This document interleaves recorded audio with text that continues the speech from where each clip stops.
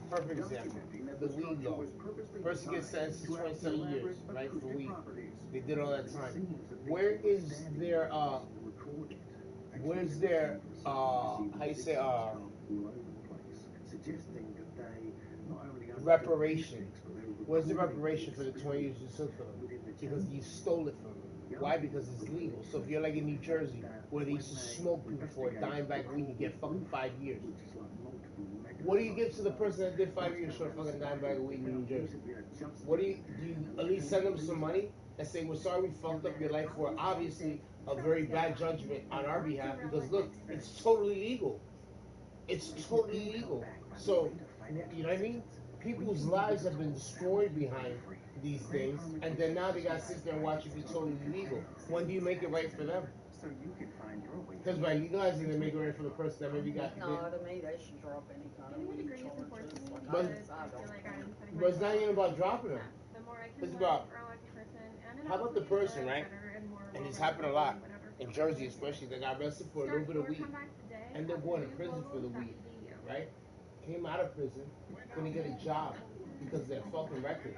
You know, because in New Jersey they made a law that it was called ban the box, where it's have you ever been convicted of a felony? In New Jersey they can't ask you that. They can't ask you that on an application.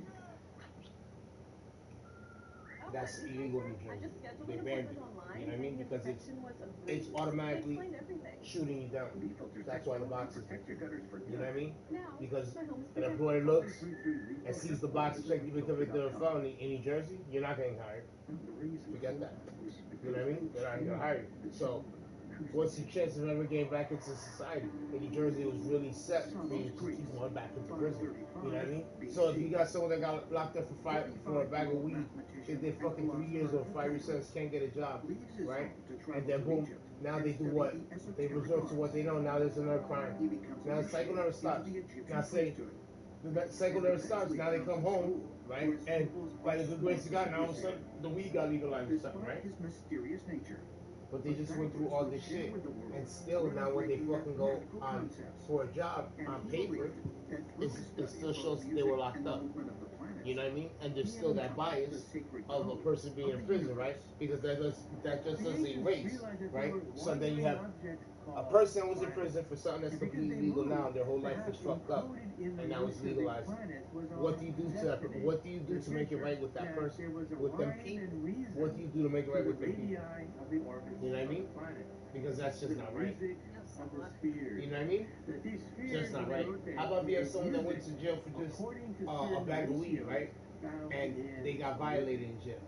Either raped or they got fucking stabbed or got to an issue where it changed their life, right? And now they're out of jail and they watch people, the shit's legal, and they sit back and think about, hold up, was all the trouble they went through in their life, maybe, or that period of life, right, for something that they see legal now.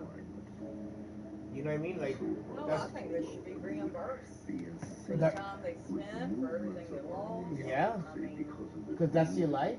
yeah. You know what I mean? That's your life. You know. Marijuana just is something to me. It's just not a big deal. But it's just, I'm just going to a point of like, what I was trying to say was like, the laws.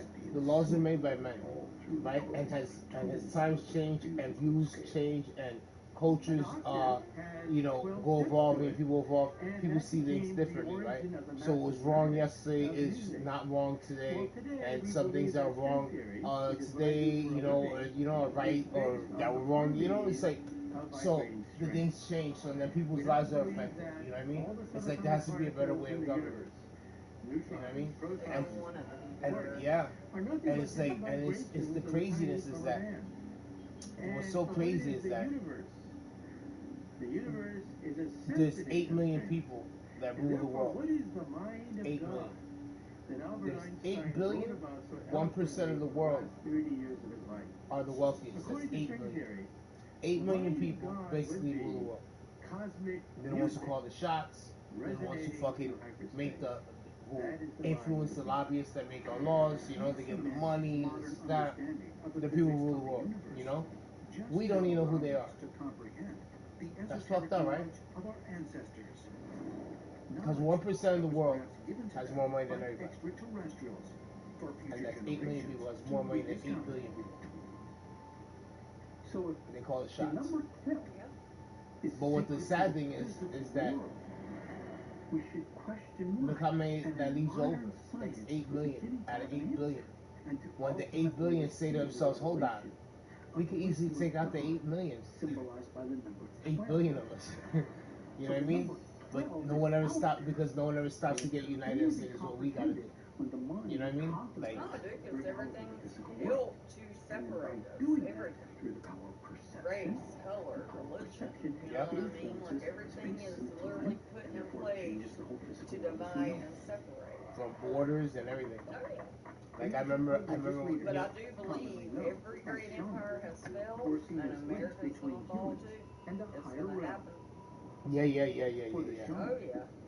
Dude, I mean Rome, everything. Every great empire has failed. Literally great for so long. And I think the more they divide us, the weaker we are. Yep. It's funny though because And it means somebody who can see the underlying fabric of the world around them. These are the negotiators for a good fucking, I don't know, something inside of me says that step into the other world to negotiate with that other there's world forces. something with beings from somewhere else, and I don't know so much if it's that they come from, it's like from other planets or anything. It could be just beings that live in another dimension and they appear in our dimension. You know what I mean? Because I don't know. The reason I say that is like, yo, let me put this thing. I want you to see. Watch this. I gotta put this up. You gotta watch this. You're gonna have to hit that bait to watch. You're gonna need it because this is real shit. Consciousness, which regulates the connection with extraterrestrial, alien, whatever is out there. Holy That's shit! a really interesting point that we have discovered that sound waves can actually control our brain. No way! Look at this. Look at In the this. 1960s, neuroscientists discovered that rhythm and acoustics can produce a physiological state in the human brain. Look. If I could create a I'll never get on a boat again. After that, I'd be traumatized. What the fuck? And my consciousness will change in the process. That is bad. So we can do that using just a drum to change the consciousness of the world. I hook you up to an EEG so I can look at your brainwaves. And normally when you're awake, my brainwaves are generated beta frequency, which is rapid, between 13 hertz and 30 hertz. And the time period is at 5. And those brainwaves are going to start slowing down and slowing down and slow to take my consciousness from a waking state into any lie, but the great. Let me know when you're ready.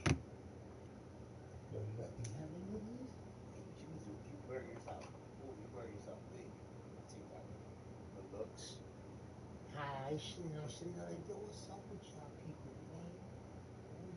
Where's your beats? I'm sorry, I love you, okay? I love you a lot. And you're shining everywhere. Singing through this winter. Oh yeah, oh yeah,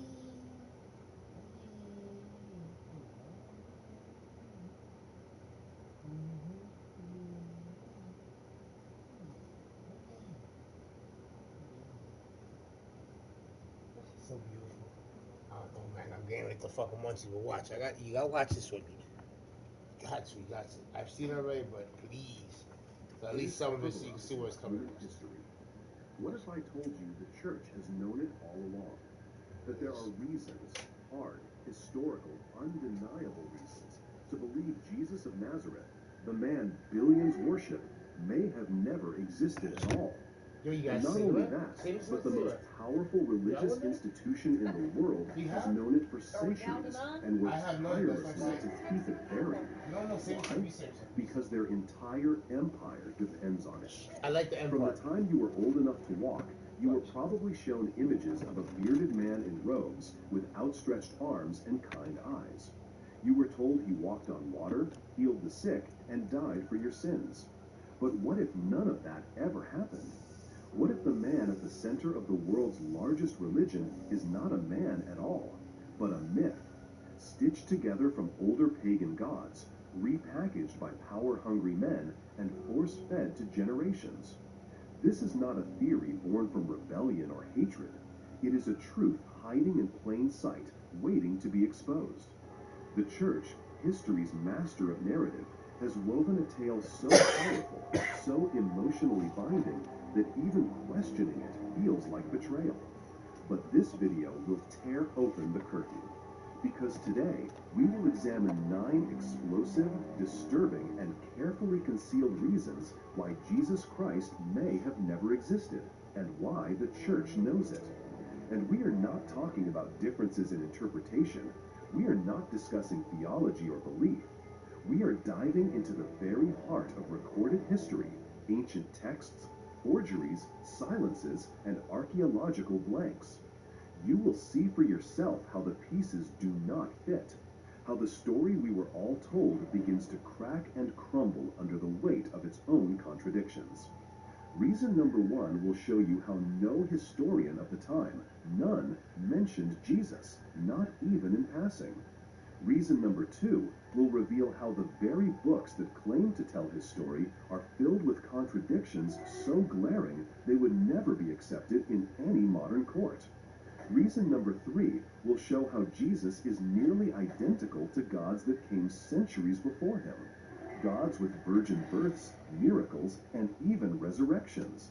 And wait until you hear about Paul, the man who wrote most of the New Testament. He never met Jesus. Worse, he never talks about anything Jesus supposedly did on earth. Not the sermons, not the miracles, not even the crucifixion in any detailed way. Why? Maybe because Paul was not writing about a man, but a celestial being, a myth, a savior cult figure rebranded as human. Still with me? Good, because it gets worse. The Gospels, the cornerstone of Jesus' biography, were written decades after he allegedly died. That's fact. By anonymous authors who never met him, based on oral stories passed along like a game of broken telephone. Add to that the church's long history of destroying alternative texts, silencing dissenting voices, and rewriting doctrines. You start to see the pattern. If this was a trial, the evidence would not just be lacking, it would be laughable. And yet, billions believe. Why? Because belief was never about truth. It was about control. And if you think that sounds extreme, keep watching. You are about to learn why archaeology does not support the gospel story. Why the town of Nazareth may not have existed at all during the time Jesus was supposedly growing up there. Why there are no Roman records, 0, of a Jesus crucified under Pontius Pilate, despite the Romans' meticulous documentation. And why everything you think you know might be built on the fragile foundation of ancient marketing, mythology, and manipulation. The church has known this. The councils, the theologians, the inner elite, they debated these things centuries ago. They argued over which books to include, what doctrines to invent, and what truths to bury. They chose myth over mess, story over substance. And now here we are, 20 centuries later, still echoing the phrases they crafted, still praying to a name that may have never belonged to a person. The purpose of this series is not to offend, but to awaken, to pull back the curtain, to show you how deep the rabbit hole goes. You know what's crazy? Because you deserve to know. I was watching Whether you believe or not, goes, whether you were raised with the Bible in your hand or walked away from it long ago, this is your history too. Your culture, he goes, when your you know world. it, you don't doubt And it. understanding the So roots when of they a ask myth you you believe this in God, it's massive because you means doubt it. understanding Because the you don't forces believe that you're shape white, you our know you're white. civilization. I don't So, believe I'm a man, buckle I know in. I'm a man. This You don't is believe you're a not woman, you know you're a speculation. woman. There's no This doubt. is investigation. It's interesting, And right? once you hear these 9 reasons, you will never see religion or history the same way again. Do not look away. Do not dismiss it as just a conspiracy. Watch until the very end. Because the truth is not only more shocking than you imagined, It is more dangerous than the lie it replaced, and we are only getting started. Let us begin with what should be the most obvious and indisputable foundation of any historical figure's existence: independent, contemporary documentation. If over 8,000 men have permanently broken free That's from a the very fever good by part watching too. one single He video speaks channel. about, You you can see, actually watch by because clicking the link below, but I want to give you there's two reasons why you should not watch that video nowhere right else now. except Number the Bible one that is talks it's going to about start a journey. If Jesus of Nazareth truly lived, performed miracles, drew crowds, angered authorities, and was publicly crucified in a Roman-occupied region known for detailed record-keeping, then why is there not a single verified eyewitness account from his time? Not one letter, inscription, or official document that mentions him during the years he supposedly lived. Think about that. Not a word. Rome kept records of everything: census data, trials, even the mundane affairs of local governors. But for the man said to have shaken the empire to its core, there is deafening silence. The earliest written sources we have that mention Jesus come from decades later. The Gospels were written in Greek, not in Aramaic, the language Jesus would have spoken. They were not eyewitness accounts. They were written by anonymous authors long after Jesus would have died, and they do not even agree on basic details like his birth year, his genealogy, or what he said and did. But we are not even talking about the Bible yet. Let us stay with secular, historical sources. Flavius Josephus is often the first name thrown into the ring as a non-Christian who wrote about Jesus. But let us look closer. Josephus was a Jewish historian born in the year 37, several years after Jesus supposedly died. The most cited reference comes from his work Antiquities of the Jews, which contains a passage known as the Testimonium Flavianum. At first glance, it seems like solid evidence. Josephus writes that there was a wise man named Jesus, if it be lawful to call him a man. But here is the problem. Almost all scholars, Christian and non-Christian alike, agree that this passage was tampered with. The phrases used are written in Christian language, not in the style of Josephus. The earliest manuscripts do not include it. And when it finally appears in later copies, it is so overtly pro-Jesus it screams forgery. The most respected conclusion is that Christians edited his work, inserting lines to support their growing religion.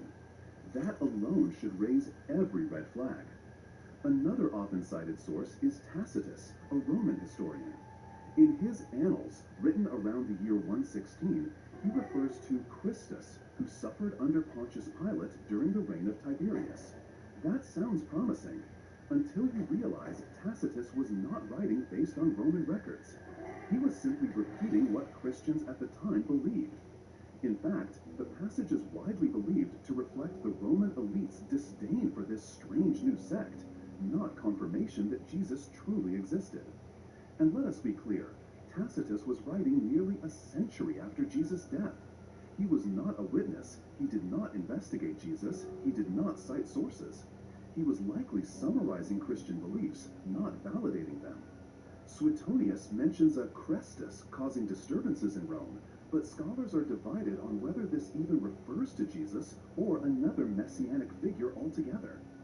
Pliny the Younger references Christians in his letters, but again, he is describing followers, not their founder. None of these sources give us contemporary, independent evidence of Jesus. They show that Christians existed, yes, but that is not the same as proving Jesus did. After all, people believe in all sorts of myths. That belief alone does not make the figure real. There are detailed writings about Hercules, Osiris, and Romulus, but no one is claiming they were historical men. The brutal truth is this: there is no verifiable record of Jesus of Nazareth from the time he supposedly lived. Not a single mention from any scribe, administrator, or local observer. Nothing in the Dead Sea Scrolls. Nothing in Roman archives. Nothing from neighboring kingdoms. You might be tempted to think that Jesus was a poor peasant, unimportant in his time, but that clashes with the gospel story. This was a man who preached to thousands, raised the dead, caused chaos in temples, and was tried by Roman authorities. He was supposedly feared and followed, executed in a spectacle that darkened the skies. And yet, not a whisper in the records of those days. That silence is not just suspicious, it is damning. Because if Jesus had been real and had done even a fraction of what the Bible claims, someone outside his followers would have written something down. They did not. The silence of history is not proof of absence, but in this case, it is overwhelming. The most important man in history, and no one noticed him until decades after he died? That defies logic. Would we accept this standard for any other historical figure? If someone told you that a man performed miracles in Times Square, healed the blind, was executed by the state, and rose from the dead, but no newspapers, police reports, or eyewitnesses documented it, you would laugh. And yet billions believe in Jesus under the same conditions. This is not about hating religion. This is about asking the most basic question: where is the evidence? And if the evidence does not exist, why was the story built in the first place? The answer lies in the growing power of early Christian leaders who needed a divine figure to solidify their new faith. Myth became flesh, story became scripture, and the absence of evidence was covered by the force of belief. But belief cannot erase the void, and that void is our first and perhaps most chilling reason to question everything. Now let us address the source most often used to prove Jesus existed, the Bible itself. And let us do it without assumptions, without reverence, and with the eyes of an investigator, not a believer. If we are told this book is the ultimate proof that Jesus walked the earth, then it must meet the same standards we would apply to any historical source: consistency, corroboration, reliability. But when we actually open the Bible and read it not with faith, but with focus, what we find is not a clear biography of a man, but a mess of contradictions, rewrites, theological battles, and confusion that destroys any claim to historical accuracy. Start with the birth of Jesus. According to the Gospel of Matthew, Jesus was born during the reign of King Herod the Great, who died around the year 4 before the Common Era. But the Gospel of Luke says Jesus was born during the census of Quirinius, which took place around the year 6 after the Common Era. That is a 10-year gap. 10 years. How can... In my Legoland, I ride on a dragon, and its breath will melt the clouds. Fucking my head over like, yo, this world fucked up, man.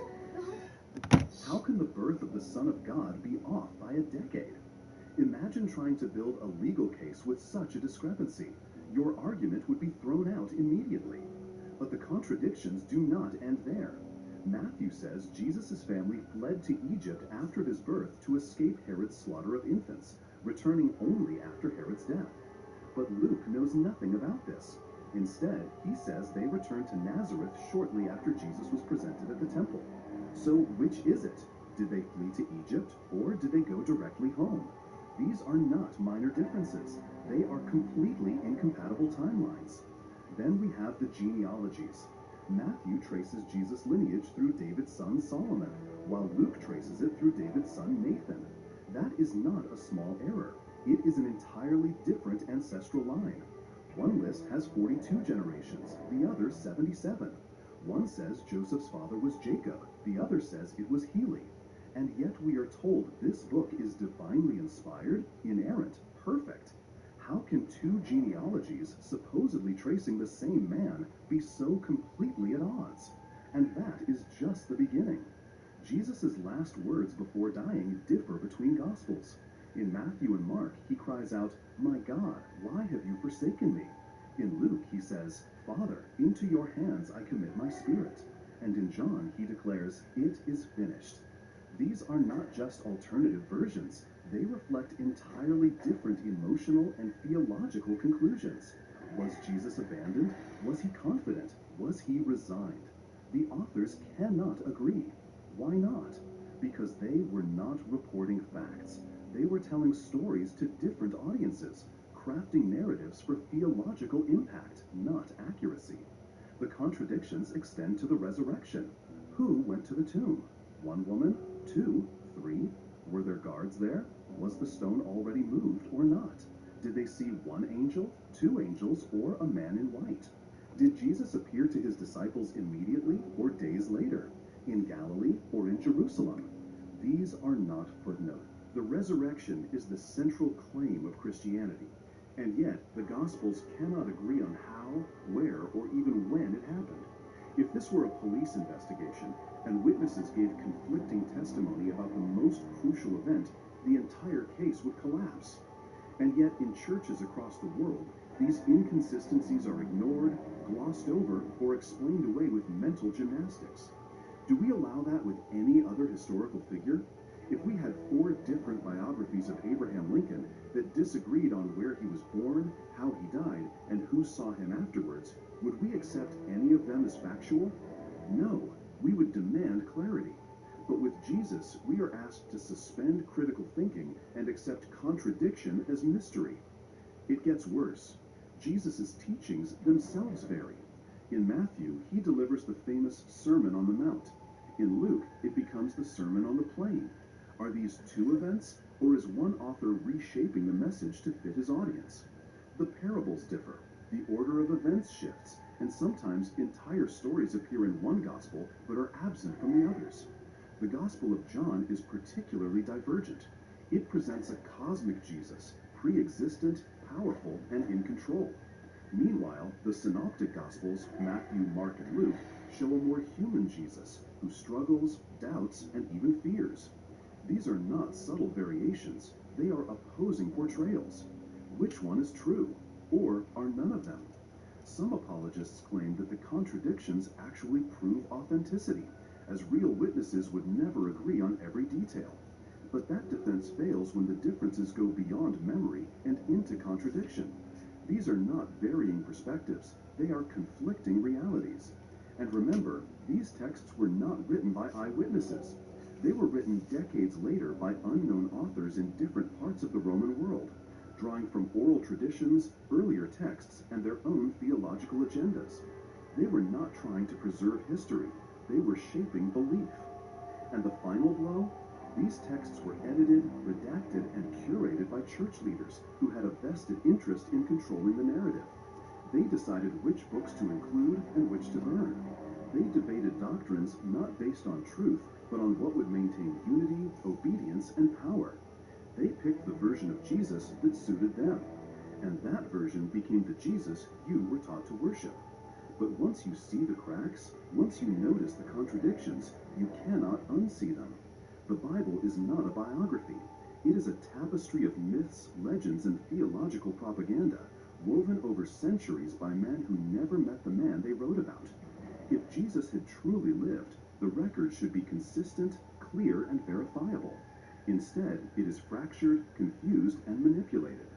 That is not a foundation for faith. It is a blueprint for fiction. Now we arrive at a revelation so massive, so unsettling, that it does not merely challenge the story of Jesus, it dismantles it piece by piece by showing that Jesus is not original, not unique, and not even new. The claim that Jesus of Nazareth was born of a virgin, performed miracles, died, and rose from the dead is not only questionable, it is eerily familiar, because those same exact elements had been told before, long before, in cultures and religions that Christianity later branded as pagan. Every shift. Wicked, right? Right? It's wicked, yo. Every shift. And it's like, that's why I put on Facebook, I ask all my friends, please just watch it. Because when you watch it, you're forced to think, you know?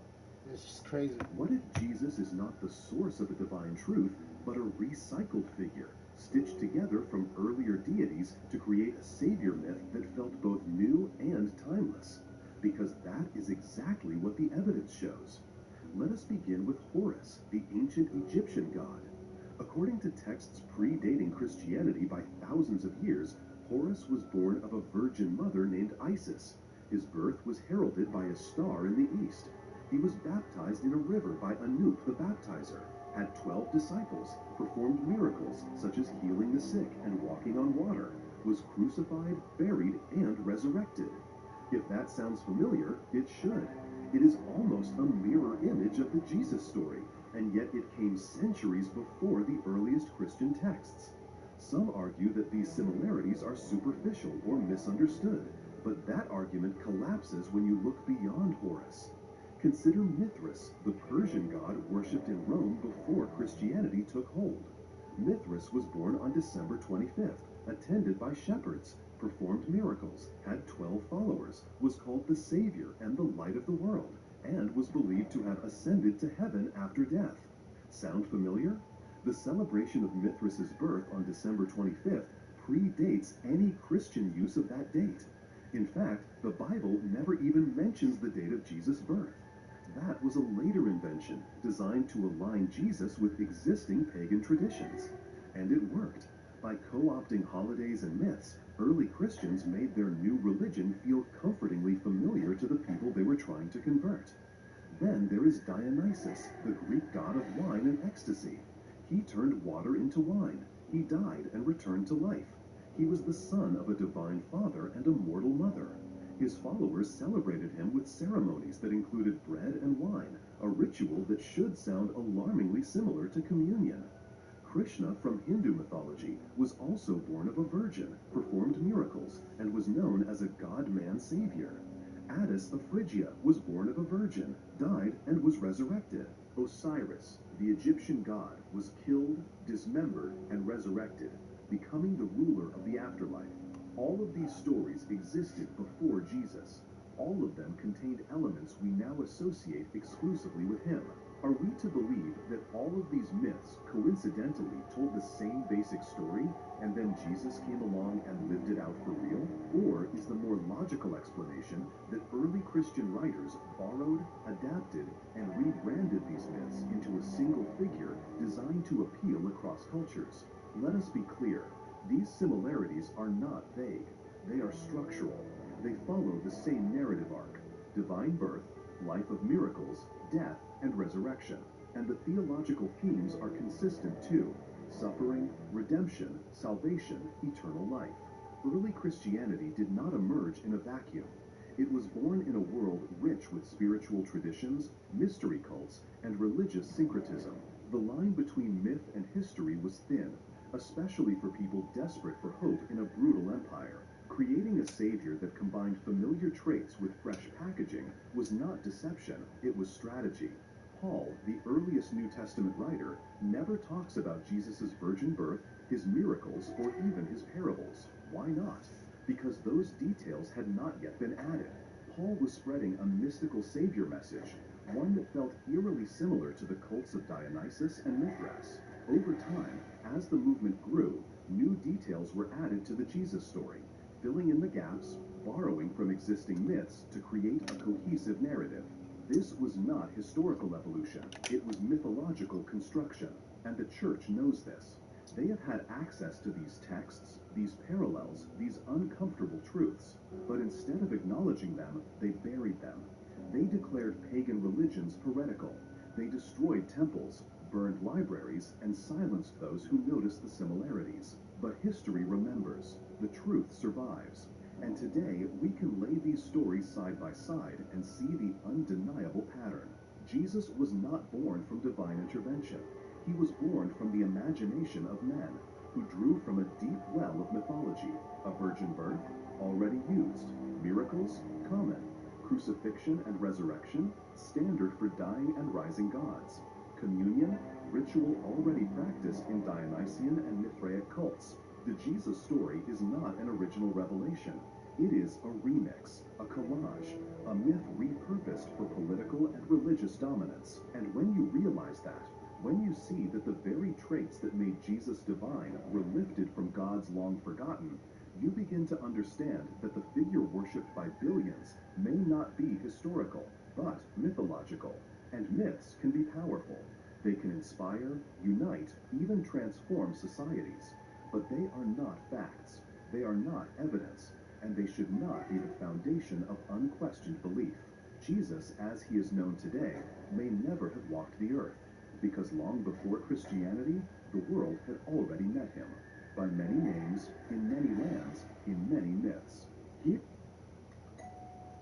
right? Can we help you? It's Oh, deep. hi, I'm Amy. And it was crazy that Mithras got he talks about, right? I just came All right, that was a fish puzzle shop, game, Royal right? Kingdom. So when you look It's at the so Pope great. I've and been all the playing it on my bishops, phone, right? and it's an And you see awesome the way to hats they relax. wear, So I'm you just turn to the going side, door they're to all door, fish spreading the guards. That's word. like when you look, like you see on the back of cars, they have Jesus in, Yeah, in a we're fish. super The important. name You know inside what of else a is fish. important? This game. Well, it has to go back to that No Mithras ads, crap.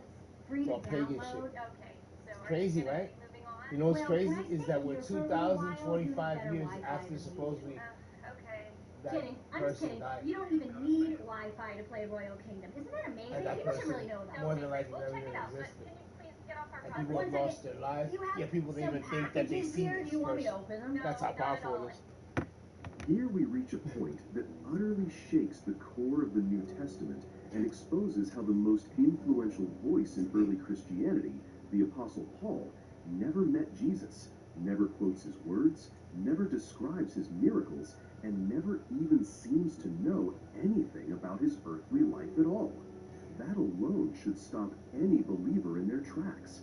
Because if Jesus truly lived, and if Paul really received his teachings through divine inspiration or eyewitnesses, why does Paul's writing feel completely disconnected from the Jesus portrayed in the Gospels? Why does Paul, the man who wrote nearly half the New Testament, not once refer to the virgin birth, the Sermon on the Mount, the parables, the healings, or any detailed aspect of Jesus' life? Could it be that Paul was not describing a man who lived and taught in Palestine, but a spiritual being, a mythical savior figure that existed in vision and scripture, but never in flesh and blood? Let us look closer. Paul's letters, the earliest Christian documents we have, were written decades before the Gospels. They are considered the foundation of Christian theology. And yet, in all of Paul's epistles, he never once cites a miracle of Jesus. He never places Jesus in a geographical setting. He never retells the parables. He never mentions Mary, Joseph, or the Nativity. He never quotes Jesus directly except in vague spiritual terms. Ask yourself, how could the primary architect of Christianity write thousands of words about Jesus and never once mention Bethlehem, the wise men, the flight to Egypt, or even the crucifixion in narrative form? In fact, Paul never even calls Jesus Jesus of Nazareth. He refers to him as Christ, a title meaning anointed one, and speaks of him as a cosmic entity, someone whose death and resurrection occurred in a divine heavenly realm, not in Roman-occupied Judea. In Galatians, Paul says he received the gospel not from man, not from any human source, but through revelation. That is critical. Paul is not claiming to follow Jesus based on human testimony or historical events. He claims to have received a vision, a spiritual download, a revelation from beyond. That is not history. That is mysticism. And it fits perfectly with the structure of earlier mystery religions, where savior figures were not men who walked the earth, but divine beings who lived in the heavens and revealed themselves through dreams, visions, and esoteric knowledge. Paul even says in 1 Corinthians that none of the rulers of this age understood the mystery of Christ, for if they had, they would not have crucified the Lord of glory. That phrasing is bizarre. How could the Roman authorities not understand who Jesus was if he had literally walked among them, performed miracles, and been crucified in public? Paul's wording here implies that the death and resurrection of Christ was a hidden spiritual mystery, not a public execution. And then there is the damning silence on Jesus' teachings. When modern Christians think of Jesus, they think of the Beatitudes, the Good Samaritan, the prodigal son, and countless moral lessons. But Paul never mentions any of them. In fact, when Paul speaks about moral teachings, he draws more from Jewish law and Greek philosophy than from anything resembling Jesus' ethical sermons. Why would the man who claims to be the servant of Christ, the apostle to the nations, ignore the very words of the one he worships? It makes no sense unless Paul did not know those words because they had not yet been written. Remember, Paul wrote before the Gospels existed. And this leads us to a devastating possibility. The historical Jesus we know today was created after Paul. That means the teachings, the parables, the birth story, the miracles, Those all came later, developed over time, shaped by different communities, added to the myth to make it more compelling, more human, more relatable. Paul, then, was not a disciple of a historical man. He was the originator of a mystery religion based on a spiritual Christ, whose death and resurrection he learned through visions. And when later Christians decided to make that Christ into a man with a biography, they filled in the gaps using existing myths, traditions, and theological needs. This also explains why Paul often argues with other apostles, because even in the earliest Christian communities, there was disagreement over who or what Jesus was. Was he a spiritual being, a prophet, a revolutionary? The fact that they could not agree points to the uncomfortable truth that they were constructing, not recalling. Paul's letters also show no concern for the places or people supposedly involved in Jesus' life. He never appeals to eyewitnesses. He never says, "Ask Peter, he was there." He never says, "As the crowds who saw the miracle can attest." He never references any living person who saw Jesus perform miracles or rise from the dead. Instead, he relies on scripture and private revelation. That is not how we build history. That is how we build religion. And perhaps most shockingly, Paul's version of Jesus does not even require him to have lived recently. Paul never places Jesus in a time frame. He could have been crucified yesterday or 1,000 years before. The temporal vagueness is deafening. It suggests that Paul's Christ was not a man who lived in recent memory, but a mythical being whose death and resurrection occurred in a timeless, symbolic realm. When you combine Paul's silence on Jesus' life, his cosmic descriptions, and his complete dependence on revelation over history, the conclusion becomes almost unavoidable. Paul's Christ is not the Jesus of Nazareth we were taught to believe in. He is a theological figure, a construct, a savior, patterned after ancient myth, not a man of flesh and blood. And this man, this Paul, is the one who shaped Christianity more than anyone else. He built the foundation, he gave it language, and his Jesus was never historical. That means the story you know was built not on eyewitnesses, but on visions, not on facts, but on faith, not on truth, but on narrative. And the church, knowing this, buried the evidence in plain sight by calling Paul a saint, putting his letters at the front of the New Testament, and teaching generations to read them without ever asking the most obvious question: why does Paul's Jesus bear no resemblance to the one we were told lived and died in Judea? The answer is chilling, and it is this: because that Jesus did not exist. If this truth already shook you, imagine what comes next. Subscribe so you do not miss the full truth. Now we confront one of the most devastating facts in the entire debate over Jesus' existence, one that even mainstream scholars quietly admit but rarely dwell on because its implications are nuclear. The Gospels, the books that define the life, teachings, miracles, and death of Jesus Christ, were not written during his lifetime, not even close. They were written decades later by unknown authors who were not eyewitnesses, who never met Jesus, and who were writing in foreign languages, in foreign lands, to foreign audiences. Let that sink in. The foundational texts of Christianity, the stories every child hears in Sunday school, every pastor preaches from the pulpit, and every... It's crazy, right? A lot of people don't think of it because, you know, they don't let you. Yep. And every believer thinks they know, are second-hand accounts at best, fiction at worst, written by people trying to make sense of a theological movement that was already in motion. Mark, the earliest gospel, is believed to have been written around the year 70 of the Common Era. That is 40 years after Jesus supposedly died. 40 years. That would be like someone today writing the definitive biography of a man who died in the early 1980s, without access to video, photos, or verified records. Imagine how distorted that would be, especially in a world without reliable documentation, where stories passed orally could change dramatically from town to town. Then came Matthew and Luke, written around 80 to 90 of the Common Era, 50 to 60 years after Jesus' death. And finally, John, the most mystical and theologically stylized, written near the end of the 1st century, or even early in the 2nd. Do you really believe that a man who caused earthquakes when he died, who fed thousands with a few loaves of bread, who rose from the dead and appeared to multitudes, would leave no written trace until nearly half a century later? If his deeds were so transformative, why did no one write them down immediately? Why did the earliest Christians, including Paul, know nothing of the nativity story, the miracles, or even many of Jesus' most famous sayings? The truth is brutal. The Gospels were not written as biographies.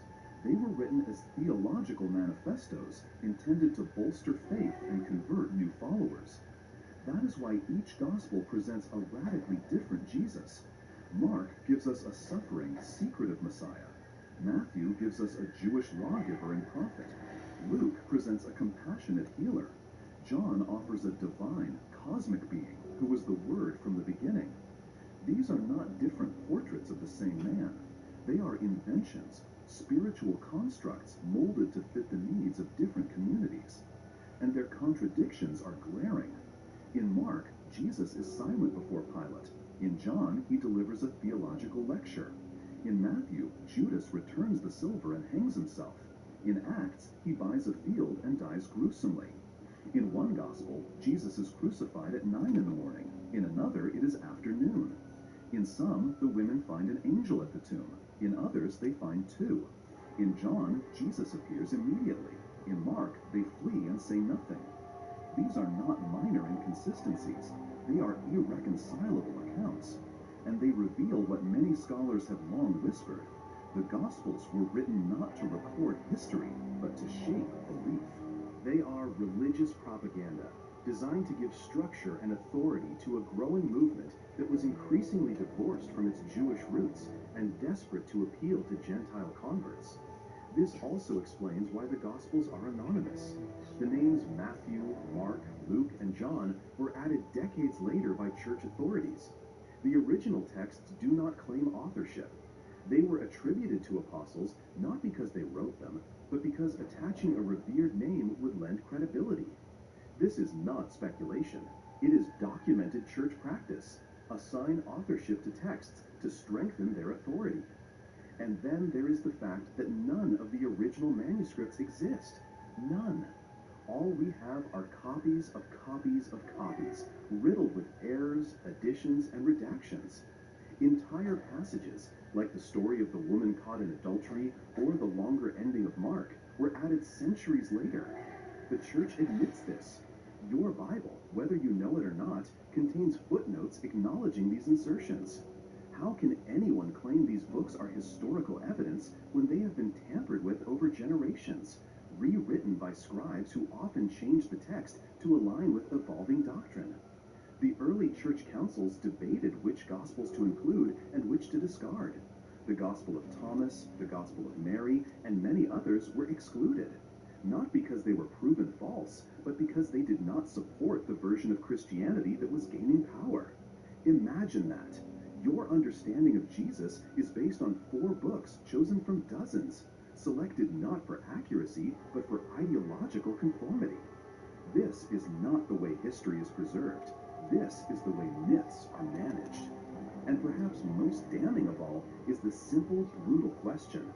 If the gospel writers were telling the truth, why did it take them decades to write it down? Why did none of them sign their names? Why did their accounts disagree? And why do their portrayals of Jesus feel more like theological puppets than living, breathing people? Because Jesus, as written in the Gospels, was not remembered. He was invented. He was constructed to fulfill prophecies, to echo older gods, to give meaning to a growing religious movement. And the further we get from the supposed events of his life, the more elaborate the story becomes. That is the pattern of myth, not history. That is the evolution of legend, not the preservation of fact. If Jesus had truly lived, his followers would not have waited decades to write vague, contradictory accounts. They would have documented his words and deeds as they happened, but they did not, because he did not. One of the most quietly explosive elements in the entire Jesus narrative is the location most famously associated with him, Nazareth. Jesus of Nazareth. That title alone has been drilled into the minds of billions across centuries. But what if the very town that supposedly defined his identity, the place he grew up, preached, and formed his earliest impressions, simply did not exist at the time he was supposedly alive? What if Nazareth was not a humble village in the hills of Galilee, but a later invention, a retroactive detail added to give Jesus a prophetic hometown that would match misunderstood scripture?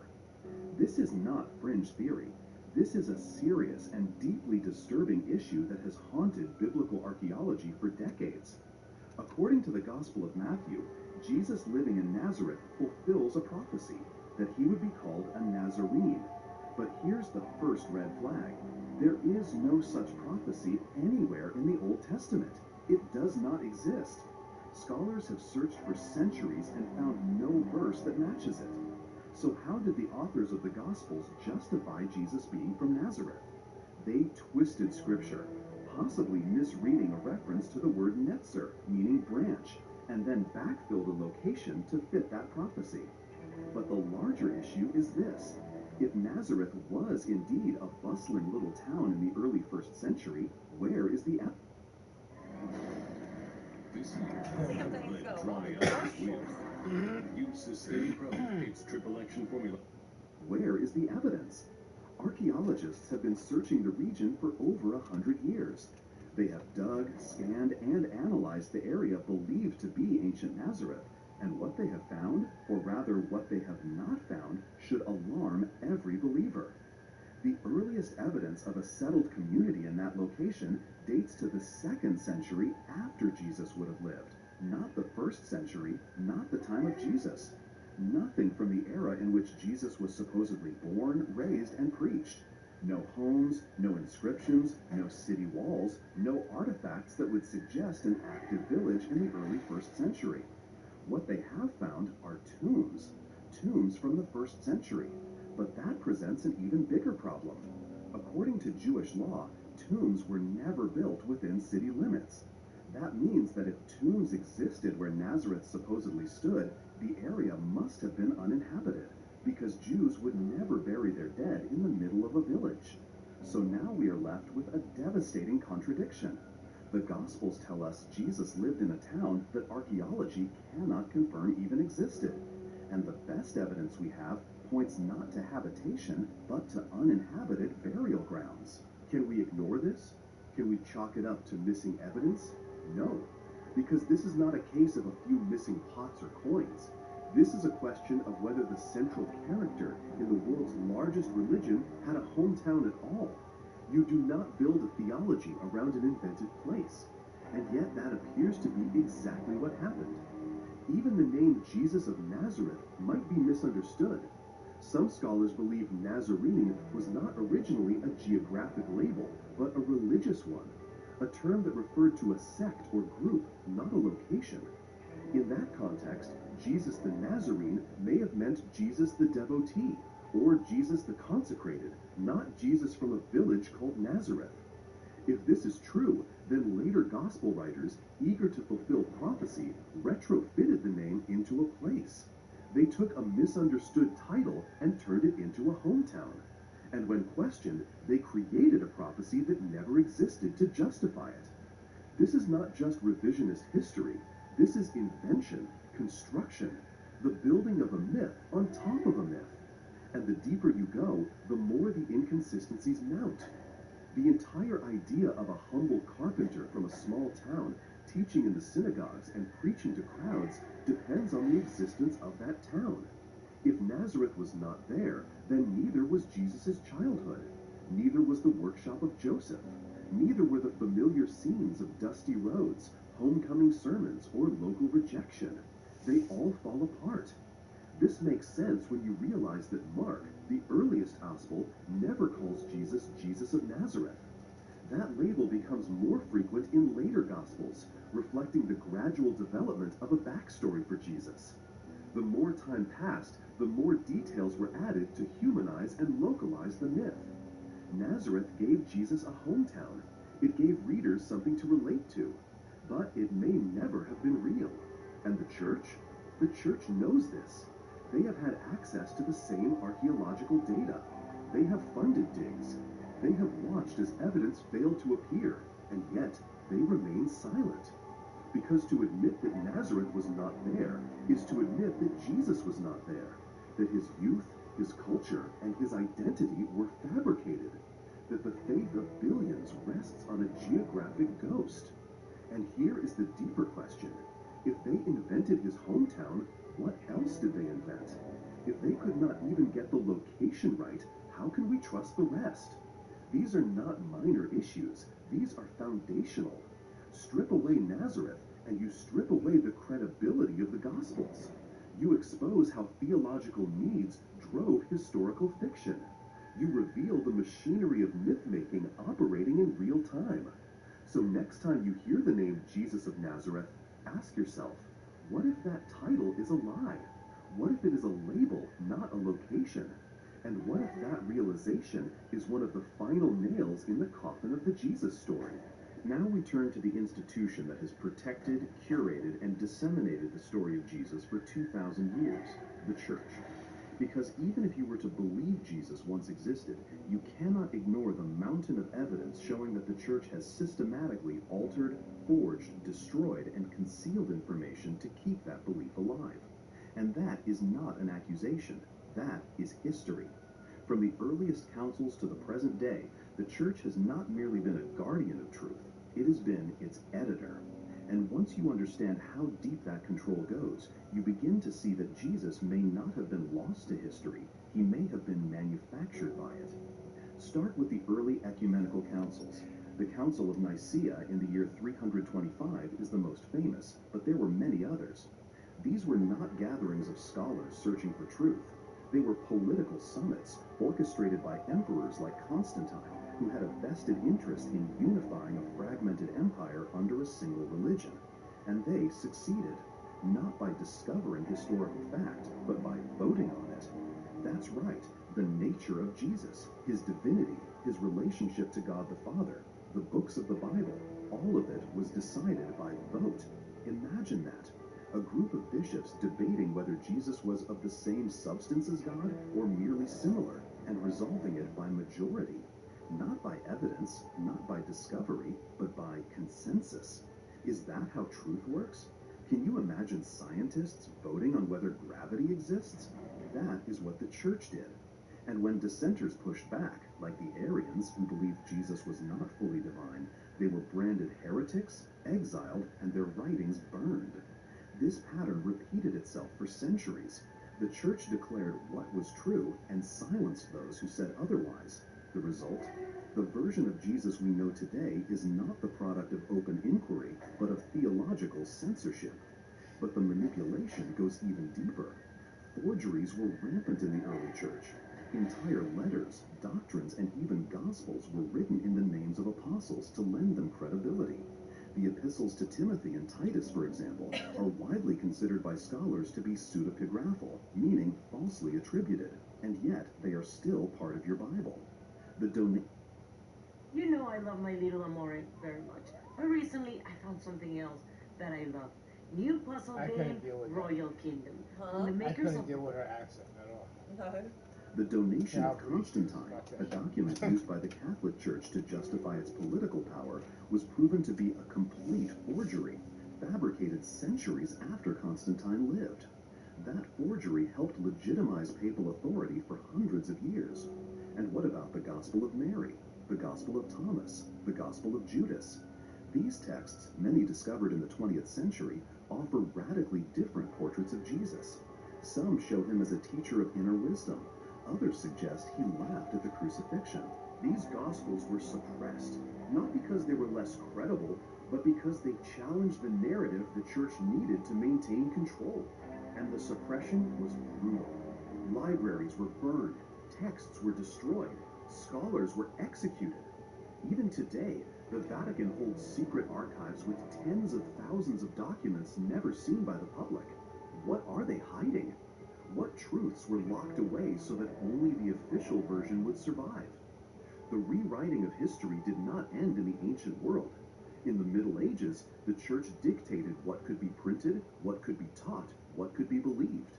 The Inquisition hunted down heretics, tortured them, killed them, all to protect the myth. Galileo was silenced for daring to suggest the Earth was not the center of the universe.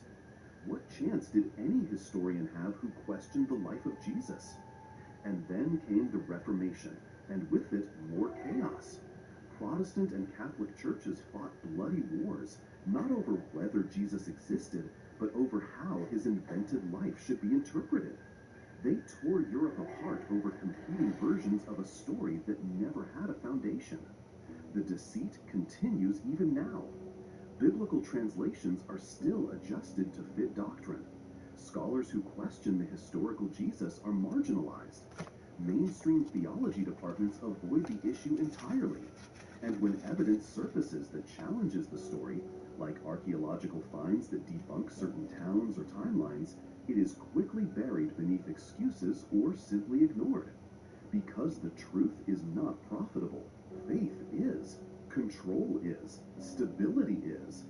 The Jesus myth is the cornerstone of billions of lives, billions of dollars, and 2,000 years of power. The church cannot afford for it to crumble, but it is, bit by bit, scholar by scholar, discovery by discovery. The cracks in the story are now visible to anyone willing to look. The contradictions, the mythological borrowings, the late authorship, the forged documents, the political motives, all point to the same conclusion. Jesus, as we know him, was created, and the church has known it for centuries. They have built a fortress of rituals, fear, and dogma to protect the lie, and they will continue to protect it. But that fortress is not eternal. It is built on sand, and the tide is coming in. As we reach the end of this journey into the shadowy origins of Jesus, the weight of what we have uncovered cannot be overstated. Every pillar supporting the story of Jesus, from the Bible's contradictions, the borrowed myths of ancient gods, Paul's vision-based theology, the late and anonymous Gospels, the non-existence of Nazareth in his time, to the church's long history of controlling and manipulating the narrative, collapses under the scrutiny of truth.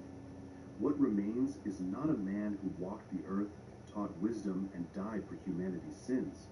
What remains is a myth, a story constructed and protected by powerful institutions for reasons far beyond simple faith. This is not an attack on believers, but an invitation to awaken, to question, to seek evidence rather than accept stories handed down unquestioned. What does it mean to worship a figure who may never have existed? Does faith lose its power, or is it simply transformed? The very foundation of billions of lives, of history, morality, culture, and identity rests on this question. When you understand that the Jesus story was invented, repurposed, and maintained through centuries of deliberate choice, you gain a profound freedom. The freedom to rethink, to explore, and to find your own path beyond myths. The truth is not always comfortable. It often demands we let go of cherished beliefs and confront unsettling realities. But truth is what builds lasting wisdom, not blind faith or controlled narratives. You have now witnessed an irreversible truth. The church's story of Jesus is a masterpiece of invention, a myth cloaked in history, and a legacy of power. It is time to question everything you thought you knew, to open your eyes to the truths hidden in plain sight, to join a growing movement of seekers who refuse to be controlled by dogma. The story of Jesus, as you learned it, was never about history. It was about control, about fear, about conformity. But you do not have to be a prisoner of that story anymore. You are free to explore the evidence, to think critically, and to embrace knowledge over belief. If this truth has shaken you, if it has opened a door you never thought to look behind, then keep seeking. Subscribe now to continue uncovering These the are one of the lies reasons I we want you to told. watch this. Together, Because we will of this, dismantle especially you even myths, told me that you have to go to expose church and stuff. deception, and That's build where a a lot of future us get grounded these in feelings truth of and guilt. freedom. Because the It seems greatest from the story beginning ever told that you're was guilty of never something. true, and it is You time know? we all When be you're a kid, wise. he has another video where he talks about the hellfire. He's like, imagine you being a 5-year-old kid, and so if you say a bad word, if you do this, you're gonna burn in hellfire. 1.6 million Americans are forced to defend their lives So it with a makes you gun already each feel like year. you did something The wrong, and then USCCA you is live your over life out of fear. 860,000 And you members don't strong. get to live your life the way Join you the should live. USCCA now and protect what matters most. Shit crazy, right, girl? It really is. Huh? But when you see that like that, some you know it's not like, yo, hold on, yo. Yeah, but like I told you, I've downloaded it for years, you know. Yeah, no, I feel you. But it's the impact of what it has on us. You know what I mean? That's what I mean. Yo, it's crazy. When I have the fucking super say 2 in the morning. Right? Ooh. Maybe me a peanut butter jelly sandwich. Maybe one of these peanut butter jelly sandwiches. I call them a lazy sandwich. Alright, Daddy, I'm laying down. Yeah, me too. I got things I gotta do tomorrow. Yes, me too. I know. I know. I know. I can't. I've been doing it too much lately. I gotta start being productive. I hear you. I'll see you in the morning. Yes, ma'am. Good night. Good night.